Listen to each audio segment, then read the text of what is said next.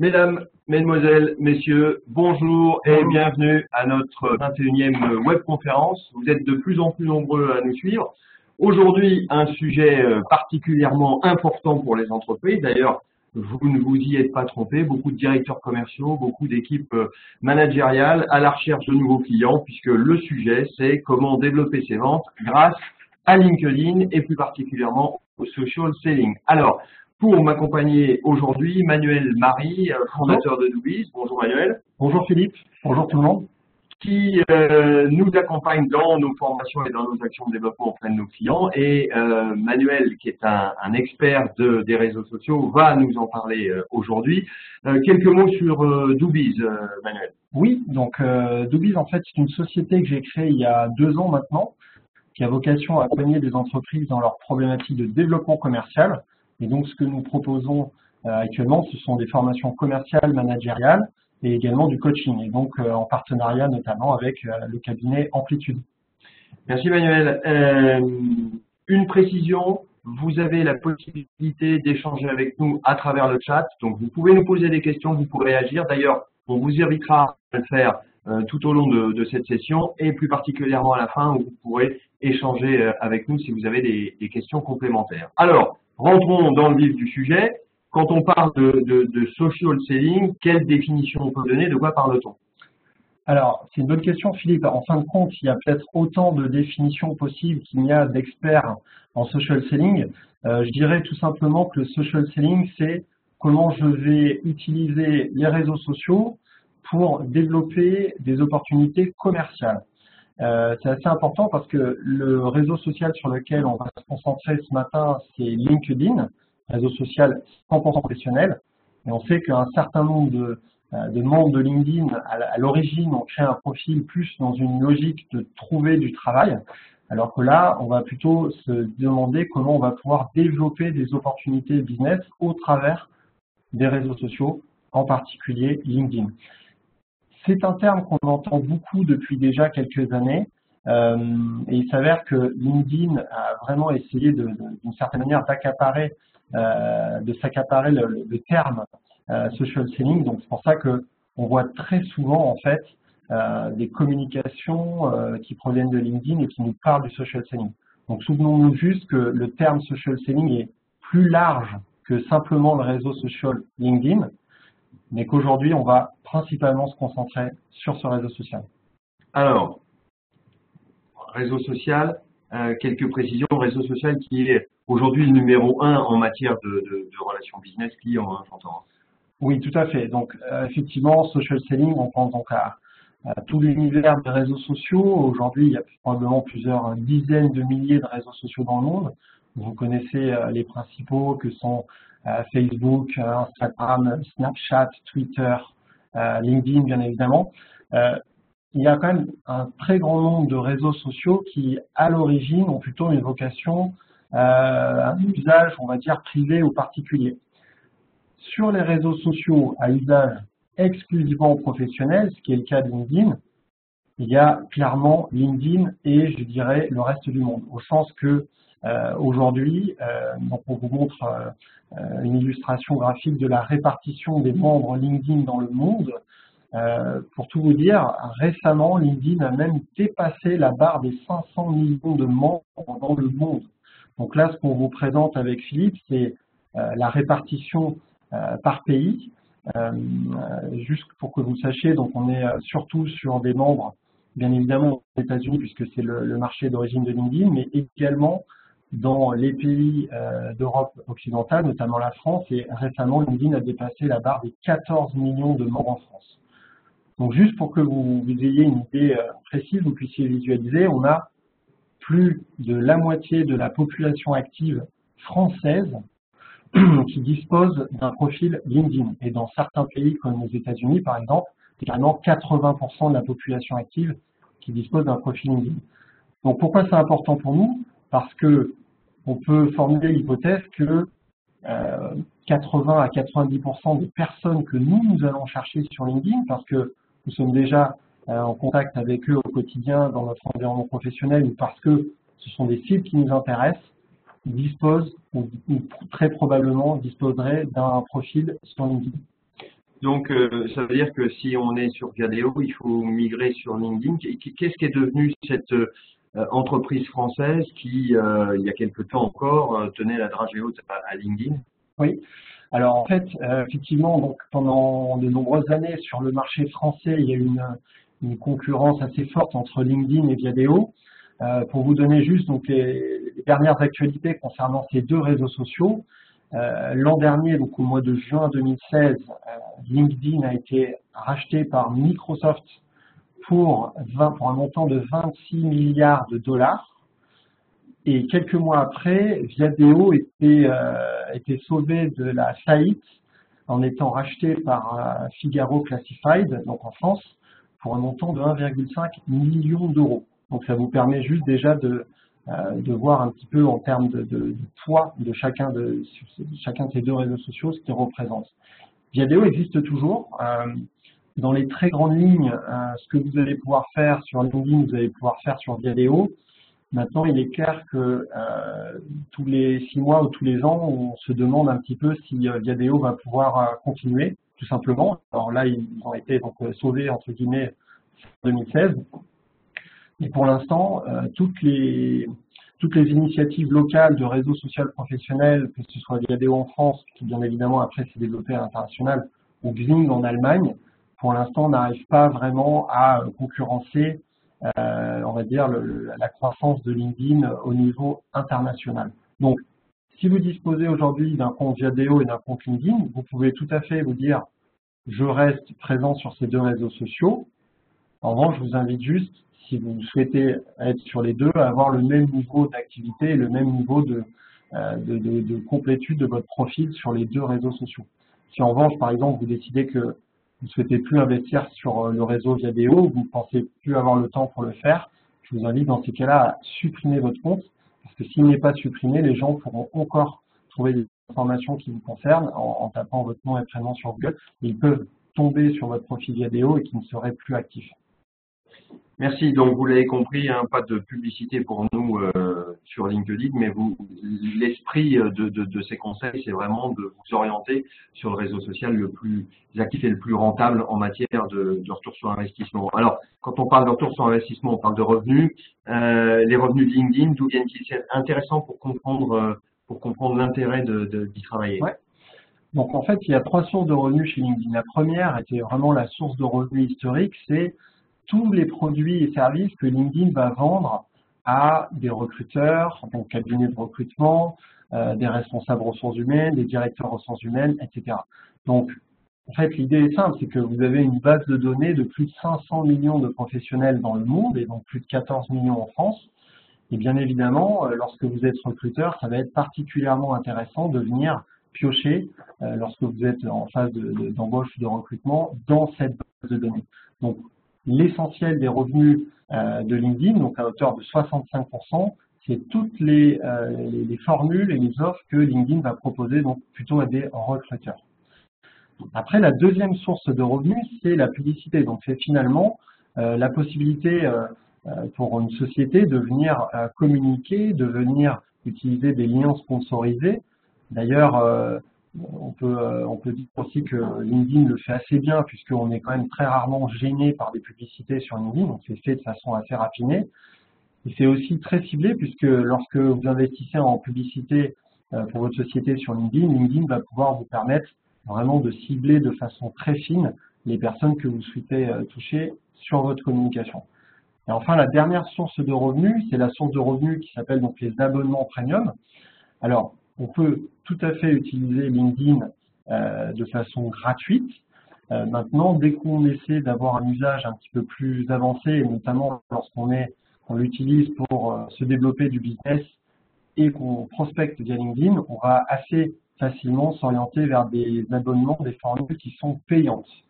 Dans les formules payantes, vous en avez un certain nombre. Vous avez ce qu'on appelle l'abonnement premium, hein, que n'importe quel membre auquel peut souscrire n'importe quel membre et qui déjà va lui permettre, par exemple, d'effectuer un plus grand nombre de recherches, de voir toutes les personnes qui ont pu consulter son profil dans les derniers jours. Alors sur la version gratuite, on est limité aux 5 dernières personnes qui ont consulté le profil.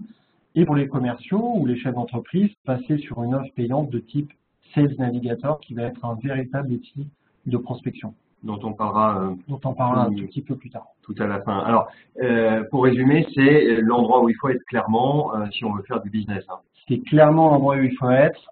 C'est au niveau des réseaux sociaux professionnels de très très loin celui où il faut être, celui sur lequel il faut investir. Sachez que en termes de contenu publié, donc LinkedIn sur certains sujets, enfin sur tous les sujets qui vont nous intéresser, sur du leadership, du management, du marketing, de la vente, du conseil, LinkedIn est de très loin le premier réseau de distribution de contenu devant Facebook. D'accord ?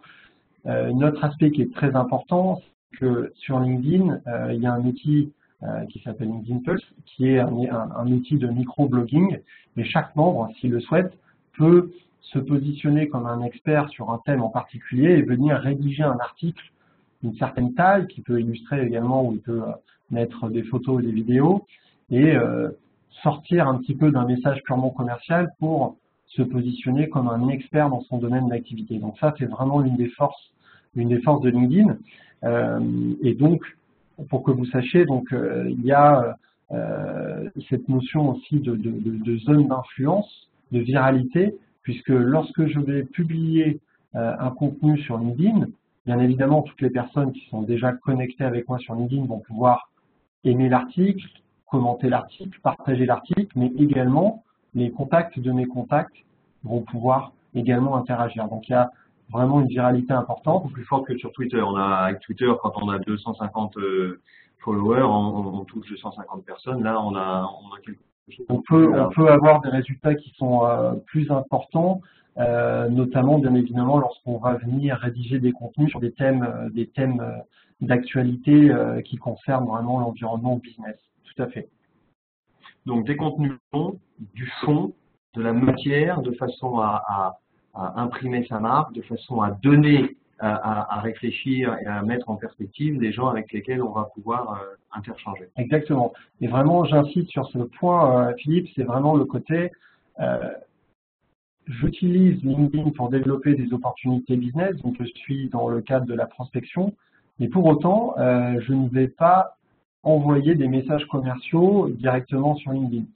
Si vous essayez par exemple de poster une actualité ou de rédiger un article long qui est simplement pour dire mon organisme de formation actuellement propose 20% de promotion pour telle formation, vous verrez que vous aurez très peu d'interactions, très peu de personnes qui vont aimer votre contenu, peut-être très peu de commentaires, très peu de partages, et peut-être que même certaines personnes de votre réseau pourraient dire bon, si ces interventions se limitent en fait à des messages publicitaires ou des messages commerciaux, je vais décider de ne plus le suivre.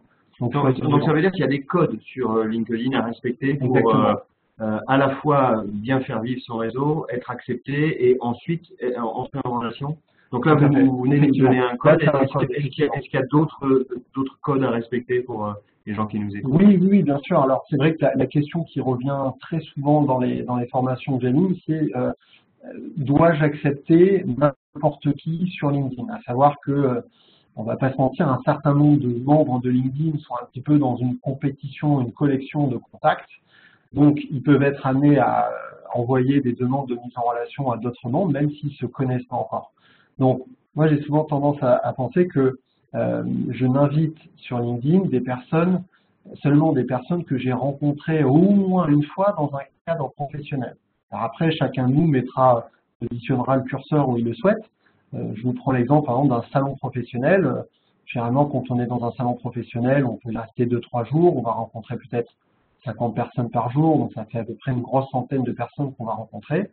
Moi, l'habitude que j'ai, c'est systématiquement de demander à la personne, une fois qu'on s'est échangé les cartes, est-ce que vous disposez d'un profil LinkedIn? Est-ce que vous souhaitez vous acceptez qu'on puisse se connecter? Si la personne me dit oui, assez rapidement, je vais lui envoyer une demande de mise en relation avec un message personnalisé pour le rappeler tout simplement dans quel contexte on s'est rencontrés. Voilà. Donc, les personnes qui invitent sans connaître d'autres membres, ça arrive, certaines personnes acceptent, il faut juste être vigilant parce que la qualité de votre réseau, elle va aussi être jugée sur votre capacité à faire des interactions, à être un intermédiaire entre deux membres. Et si un jour on vous sollicite en disant tiens, j'ai vu que tu étais connecté à Philippe qui travaille chez Amplitude, est-ce que tu peux me mettre en relation? Et vous dites bah, écoutez, Je suis désolé, je me souviens plus de Philippe, j'ai dû l'accepter comme ça sans le connaître. C'est votre crédibilité et votre légitimité qui est en jeu. Merci Manuel. Une question de chat qui me permet de vous rappeler que vous pouvez interagir avec nous, de Pascal qui nous demande quels sont les contenus professionnels les plus populaires sur LinkedIn. Alors, les contenus professionnels les plus populaires sur LinkedIn, ça va être principalement des contenus qui tournent autour des dernières tendances sur le management, les dernières tendances en marketing. On parle beaucoup notamment de tout ce qui est marketing digital. Il y a également il y a une forte représentation de commerciaux, directeurs commerciaux ou chefs d'entreprise sur LinkedIn, donc ils vont être très intéressés par des sujets liés au développement des ventes, notamment ce dont on se parle ce matin, à savoir comment les réseaux sociaux, comment Internet vont nous permettre d'être plus performants dans la vente. Et puis après, bien évidemment, il y a des sujets très actuels sur l'intelligence artificielle, sur les chatbots et ainsi de suite. L'idée, encore une fois, c'est vraiment du fond, de la matière, de la prospective qui nous permettent de réfléchir, de benchmarker sur ce qui se passe sur l'activité qui est la nôtre. Alors, il y a une autre question de Martin qui nous dit « Et vous ne pensez pas qu'il faut dans un premier temps ajouter les personnes de notre secteur ou potentiel client afin d'atteindre les 500 contacts et par la suite rajouter les contacts de manière plus qualitative. » Donc, d'abord, notre premier cercle et après, élargir. Excellente remarque de Martin. Donc, effectivement, il y a une barrière psychologique des 500 contacts sur LinkedIn, tout simplement parce que quand vous regardez le profil d'un membre sur LinkedIn, vous voyez très rapidement, en dessous de sa photo et nom, prénom, le nombre de contacts. Donc, juste pour rappel, ce qu'on appelle un contact ou une connexion de premier degré, c'est une personne soit qui m'a envoyé une demande de mise en relation, soit une personne à qui moi j'ai envoyé une demande de mise en relation et nous sommes connectés. Donc, souvenez-vous que si vous avez moins de 500 contacts ou 500 connexions de premier degré, on va voir le nombre exact de connexions, par exemple 128. Si vous en avez plus de 500, on verra juste 500 plus. Et c'est vrai que cette barrière elle est importante parce que bien souvent on se dit que en dessous de 500 contacts, 500 connexions, on est peut-être face à quelqu'un qui n'est pas très actif sur LinkedIn et du coup si j'essaie d'entrer en relation avec cette personne, peut-être qu'elle ne va pas avoir une grande réactivité. Donc je rejoins Martin, si vous êtes plutôt au début de votre développement sur LinkedIn et qu'aujourd'hui vous avez 100, 200, 312 contacts, je vous invite assez rapidement à voir comment vous allez pouvoir atteindre ce premier palier des 500. Et effectivement, on peut se dire déjà est-ce que je suis en contact avec tous les gens importants que j'ai connus dans mon expérience professionnelle, est-ce que je suis en contact aujourd'hui, par exemple si je suis commercial, avec mes clients, avec les collaborateurs de ma société. On va voir que à partir du moment où on a 5, 10, 15 ans d'expérience minimum, on va très facilement pouvoir reconstituer ces cercles, son réseau sur LinkedIn et atteindre ces 500. Et après, je suis d'accord avec vous, une fois qu'on a passé cette première barrière psychologique, on peut rentrer vraiment dans du très qualitatif et voir si on accepte ou pas une personne en fonction de l'intérêt business que j'ai à me connecter avec elle. Alors, il y a un moyen assez simple de vérifier si ce que nous faisons sur LinkedIn est considéré comme efficient. En clair, est-ce qu'on est un bon social seller? Comment est-ce qu'il faut faire? Alors, effectivement, il y a un indicateur clé qui s'appelle le score Social Selling Index, ou le score SSI de LinkedIn. Alors, juste pour préciser, c'est un indicateur d'usage. Ça va bien évidemment pas me dire si je suis un bon commercial ou pas. En tout cas, ça va me dire si je fais un bon usage de LinkedIn. Et après, on a des éléments qui nous permettent de dire qu'il y a une corrélation assez forte entre des scores élevés donc de SSI et le nombre d'opportunités commerciales qu'on génère. Donc le score Social Selling Index, alors premier point, chaque membre de LinkedIn peut gratuitement le consulter. Donc je vais vous donner tout de suite la petite manipulation à effectuer pour que vous puissiez vous connaître votre score si vous ne le connaissez pas déjà. Donc il vous suffit simplement de vous connecter donc sur votre profil LinkedIn. Et après vous pouvez ouvrir une deuxième page sur votre navigateur web. Sur Google, vous tapez « Connaître mon score SSI LinkedIn », « Connaître mon score SSI LinkedIn », et vous allez voir dans votre résultat de recherche un lien qui est un lien d'un site web de LinkedIn. Quand vous cliquez dessus, vous avez un visuel avec marqué « Obtenir mon score » ou « Get my score free » si si ça apparaît en anglais.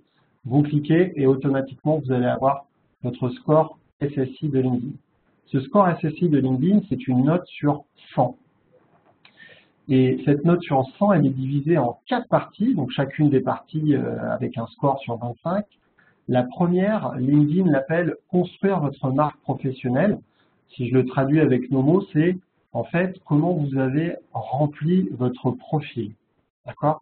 Donc aujourd'hui, par exemple, si votre profil c'est simplement votre photo, votre nom, prénom, votre poste actuel et votre société, vous allez probablement avoir une note assez basse, peut-être de l'ordre de 5 ou 6 sur 25.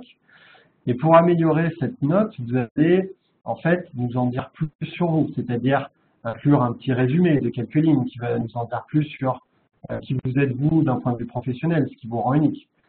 Inclure par exemple dans la partie des expériences, des descriptions sur vos expériences, sans tomber non plus dans la description type CV, mais qui vont nous permettre de nous faire une meilleure idée de qui vous êtes, voir sur quel projet vous avez travaillé, quelles sont vos réussites.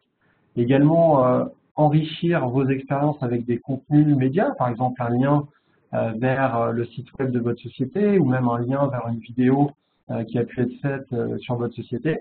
Puis après, la troisième partie qui est très très importante, c'est quelles compétences vous avez développées, sur quoi vous êtes fort, qui peut vous recommander sur ces compétences et qui peut même faire des recommandations écrites sur vous. C'est une chose, par exemple, de dire que je suis un excellent formateur. C'en est une autre si une grande partie de mes contacts ont cliqué sur la compétence formation de mon profil, voire même mieux, si certaines personnes ont pu rédiger une recommandation écrite en disant ce qu'ils avaient apprécié dans mes formations. Donc ça, c'est vraiment la première dimension. La deuxième dimension, c'est trouver les bonnes personnes. Ça va être avec quelle fréquence j'utilise le moteur de recherche de LinkedIn pour arriver à trouver mes cibles.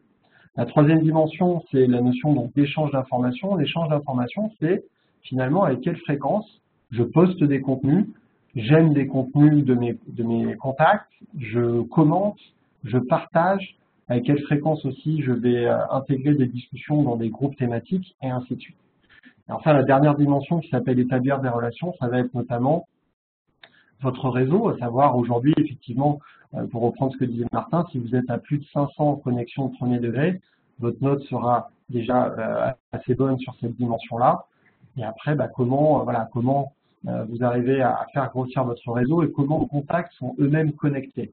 Juste un dernier point là-dessus, c'est important de savoir déjà combien de personnes vous avez, avec combien de personnes vous êtes connectés, mais aussi de savoir combien vous avez de relations de second degré, c'est-à-dire combien de vos contacts, avec combien de contacts qui sont connectés. Par exemple, moi j'ai un peu moins de 4000 connexions de premier degré, mais quand je prends les relations de deuxième degré, j'ai 3 millions de contacts.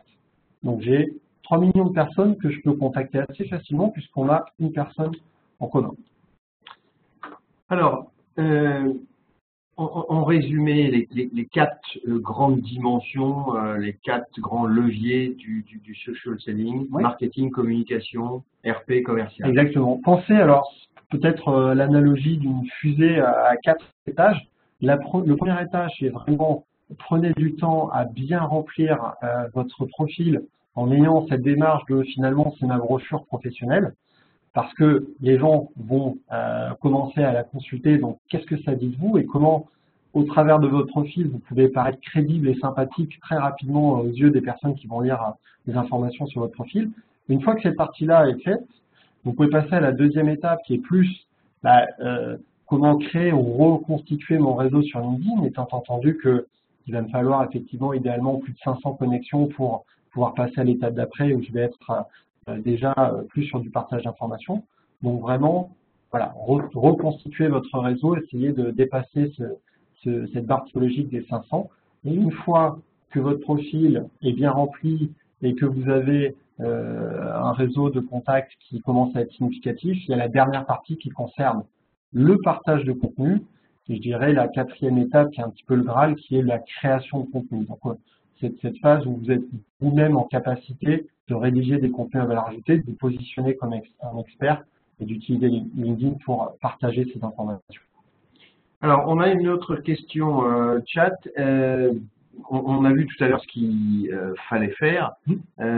Caroline nous pose la question suivante. Quelles sont les choses, entre guillemets, à ne pas faire sur LinkedIn? Excellente question. En fait, ça va être tout simplement les choses qu'il ne faut pas faire dans la vraie vie.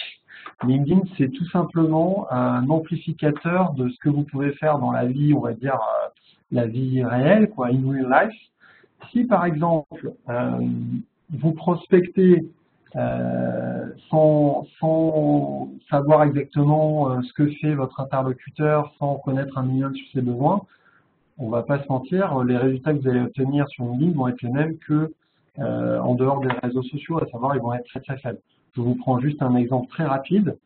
Moi, j'ai été prospecté récemment par une société qui est basée en dehors de la France sur un message, un email, donc ils ont en plus payé pour pouvoir m'envoyer ce message. Et la personne me disait, voilà, j'ai vu que vous avez créé votre société, nous on fait ça, donc nous avons les produits qui correspondent à vos besoins. Et je lui ai tout simplement répondu, que savez-vous de mes besoins? Je n'ai plus jamais entendu parler de cette personne. Donc c'est une personne qui typiquement a utilisé un crédit d'email pour rien. Donc les bonnes pratiques que vous avez dans la vraie vie, vous pouvez les appliquer sur LinkedIn. Et donc pareil, partager des contenus qui n'ont pas de valeur ajoutée ou les faire de façon brute sans même vous expliquer pourquoi vous les partagez, ça n'a pas énormément d'intérêt, c'est des choses à ne pas faire. Autre question, toujours sur ce affaire à ne pas faire. Pascal nous pose la question suivante. Il arrive que les membres confondent réseau professionnel et site de rencontres en ligne, métier improbable, photos très avantageuses. Existe-t-il un filtrage ou une manière de dénoncer ces personnes indésirables? Alors oui, vous pouvez dénoncer effectivement les personnes qui sont indésirables. Alors c'est une tendance qui est liée bien évidemment à l'accroissement du réseau. Quand vous avez plus de 500 millions de membres dans le monde, bien évidemment, on peut s'attendre à qu'il y ait effectivement ce type de pratique. Bon, pour être parfaitement clair, c'est encore très minoritaire, bien heureusement, mais vous pouvez bien sûr dénoncer, enfin signaler une personne à LinkedIn quand les pratiques ne correspondent pas à l'étiquette, on va dire, ce qui se fait sur un réseau social professionnel. Pour conclure, 1 minute sur Sales Navigator, qui est un complément différent de l'offre premium et qui est plus orienté commerce. Tout à fait. Donc Sales Navigator, ça fait partie des offres premium, donc des offres payantes dont on vous a parlé au début.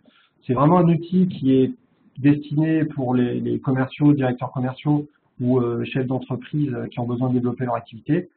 De façon très claire, c'est une interface qui est donc en complément. Donc quand vous ouvrez en fait Sales Navigator, vous avez une deuxième page qui vient s'ouvrir sur votre navigateur. Et là, en fait, l'intérêt de Sales Navigator, c'est principalement que vous allez dire à Sales Navigator, moi, les personnes qui m'intéressent particulièrement en ce moment, c'est par exemple la société Sony, et au sein de Sony, il y a un certain nombre de personnes qui vont m'intéresser. Et du coup, Sales Navigator va en fait vous pousser des informations qui proviennent de ces gens-là. C'est une vraie grosse différence avec la version gratuite de LinkedIn, parce que sur la version gratuite de LinkedIn, finalement, vous voyez toutes les actualités de toutes vos connexions, alors que peut-être qu'il y a 2% de ce qui est publié sur mon fil d'actualité qui va vraiment m'intéresser en ce moment dans une perspective business. Ces navigateurs me permet vraiment de pousser cette information très rapidement. Et après, il y a un deuxième aspect, vous voyez sur la capture d'écran, c'est l'outil de recherche avancée, donc la petite loupe avec marqué Lead Builder. C'est vraiment un outil beaucoup plus ergonomique pour faciliter vos recherches. Quand vous commencez à faire de la prospection sur LinkedIn, il faut avoir une certaine discipline et cet outil-là, dans son ergonomie, vous permet d'être beaucoup plus efficace. Un dernier point, sachez qu'il faut compter à peu près 50 à 60 € hors taxe par mois, par utilisateur, pour utiliser Sales Navigator. Vous faites le calcul, ça va vous coûter un peu plus de 600 € par an. Normalement, si vous l'utilisez très correctement, vous êtes très largement, enfin, votre retour sur investissement est très largement positif. Il faut juste y passer un petit peu de temps, peut-être au moins 20 minutes tous les jours pour que ce soit intéressant. Merci Manuel, on arrive au terme de nos échanges. Vous précisez plusieurs éléments. D'abord, que vous pourrez visionner à nouveau cette webconférence sur notre site internet amplitude-consulting.com. À partir de cet après-midi, vous pourrez l'importer et la visionner à nouveau.